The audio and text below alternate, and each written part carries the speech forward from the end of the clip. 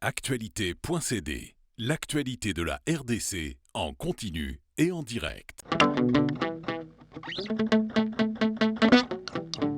Le gouvernement belge a présenté en 2022 une feuille de route pour restituer à la RDC des milliers d'objets culturels acquis abusivement lors des violences commises sous le règne de Léopold II entre 1885 et 1908. Où en sommes-nous avec ce processus, particulièrement de l'Africa Museum? En 2022, la Belgique a voté une loi et cette loi, elle permet la restitution d'objets obtenus par le vol, par la violence, par la manipulation pendant toute la période coloniale. Donc on commence en 1875 et on continue jusqu'en 1960. Donc ça porte sur toute la période coloniale. Il faut pour cela conclure un traité bilatéral. Et pour nous, pour le musée, nous sommes en l'attente d'un accord au niveau diplomatique, au niveau politique entre les deux États d'un tel traité bilatéral. C'est vraiment quelque chose qui est à l'agenda pour les mois et les années à venir. C'est d'avoir un tel traité, une base en droit, et puis de former cette commission scientifique mixte dans laquelle il y aura des scientifiques congolais et belges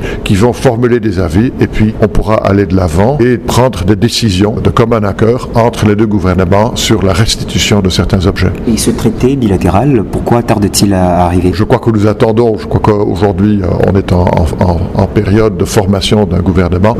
Nous attendons le mot d'ordre de la part du prochain gouvernement congolais. La négociation de tels traités prend du temps.